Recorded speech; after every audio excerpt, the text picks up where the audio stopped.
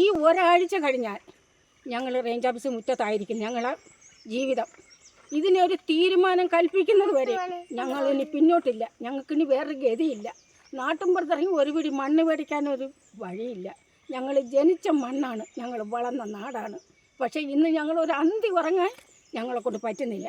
പറ്റാത്തതെന്ന് പറഞ്ഞാൽ തീയാണ്. രാത്രി ഇന്നലെ കടമാങ്ങളെല്ലാം കൂടെ ചാടി വന്നപ്പോൾ ആനയെന്നും പറഞ്ഞു എങ്ങോട്ട് ഓടട്ടെന്ന് വിചാരിച്ച്. ആന ശല്യം, പുലി ശല്യം, കടുവ ശല്യം, ഇതെല്ലാം കൊണ്ടും ഞങ്ങൾ പൊറുതി മുട്ടിപ്പോയി. ഈ ഒരു കുഞ്ഞുങ്ങളെ കൊണ്ടാക്കാൻ ഒരു മനുഷ്യൻ ധൈര്യം തീർന്ന് പോകാനൊക്കത്തില്ല. ഒരു വീട്ടിലൊരു കുട്ടിയെ കൊണ്ടാക്കണമെങ്കിൽ 10 പേര് കൂട്ടുണ്ടെങ്കിലും കൊണ്ടാക്കാൻ പറ്റത്തില്ല. അതൊന്നും ഗവൺമെൻറ് അറിയുന്നില്ല.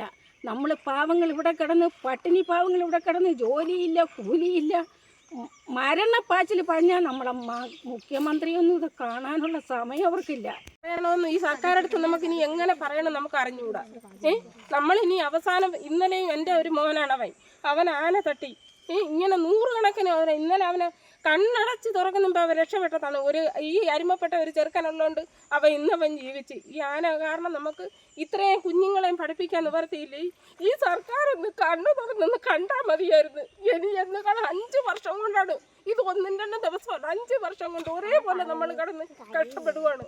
ഈ സർക്കാർ എത്രയും പെട്ടെന്ന് നമ്മളെ ഒരു തീരുമാനത്തിലെത്തണം. കാരണം അത്രയും സങ്കടമുണ്ട് ഇത്രയും കുഞ്ഞുങ്ങളെയും പഠിപ്പിക്കാനൊക്കാതെയും നമ്മൾ കിടന്ന് കഷ്ടപ്പെടുന്നത്.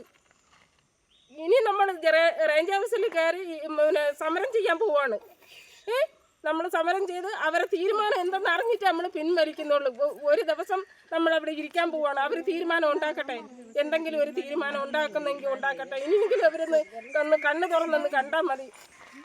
ഇത്രയും കുഞ്ഞുങ്ങൾ ആന പിടിച്ച ആര് സമാധാനം പറയും? ഈ സർക്കാർ 10 ലക്ഷം രൂപ എന്ന് നമുക്ക് എന്ത് സമാധാനമുണ്ട്? ഇവരുടെ അടുത്ത് ഇനി എങ്ങനെ പറയണം? നമ്മളിനി എങ്ങോട്ട് പോട്ട്? ഈ സർക്കാർ ഒന്ന് കണ്ണ് തുറന്നൊന്ന് കണ്ടാൽ മതിയായിരുന്നു. അത്ര സങ്കടമുണ്ട്, സഹിക്കാനാവത്തില്ല. ഇന്നലെ ആന പിടിച്ചതാണ്, മെഡിക്കൽ കോളേജിലാണ്. ചേട്ടനാണ് ആന തട്ടിയത്. ഈ ജിത്ത് എന്ന് പറഞ്ഞൊരു ചെറുക്കനാണ് രക്ഷപ്പെടുത്തിയത്. അതുകൊണ്ട് എത്രയും പെട്ടെന്ന് നമുക്ക് ഇവിടുന്ന് എങ്ങോട്ടെങ്കിലും നിവൃത്തി നമുക്ക് ഉണ്ടാക്കി തരണം. പിന്നെ അതുകൊണ്ട് ഇത്രയും കുട്ടികളല്ല, ഇനിയും കുട്ടികളുണ്ട് വരാൻ. ആ കുട്ടികൾ സ്കൂളിൽ പോകാനും 10-30 കുടുംബക്കാർ ഞങ്ങളിവിടെ താമസമുള്ളതാണ്. അപ്പോൾ ഈ താമസം ഉള്ളവരെങ്കിലും ഇവിടുന്ന് ഇറക്കാൻ വേണ്ടി ഈ സാറന്മാരൊന്ന് മുന്നോട്ട് നിന്നെങ്കിൽ നല്ലതായിരുന്നു. സൂചനാ സമരമാണ്. നമ്മൾ കുറച്ച് നാൾ കൊണ്ട് ഇങ്ങനെ ഇവിടെ ഈ കൊച്ചുങ്ങളെ കൊണ്ട് ഇങ്ങനെ നമ്മൾ അനുഭവിക്കണം. നമുക്ക് കൊച്ചുങ്ങളെ പഠിപ്പിക്കാനോ ഒന്നിനും പോകാൻ പറ്റാത്തൊരു സാഹചര്യമുണ്ട്. ജോലിക്ക് പോയിട്ട് സമാധാനമായിട്ട് വീട്ടിൽ പോലും വന്ന് കയറാൻ പറ്റാത്ത സാഹചര്യം. ഇന്നലെ തന്നെ എൻ്റെ സഹോദരൻ ജോലിയും കഴിഞ്ഞ് വന്നതിൽ സംഭവിച്ചതാണത്. ഇവർ 2 ദിവസം പറഞ്ഞ് 9 വർഷം കൊണ്ട് ഇങ്ങനെ പോവുകയാണ്.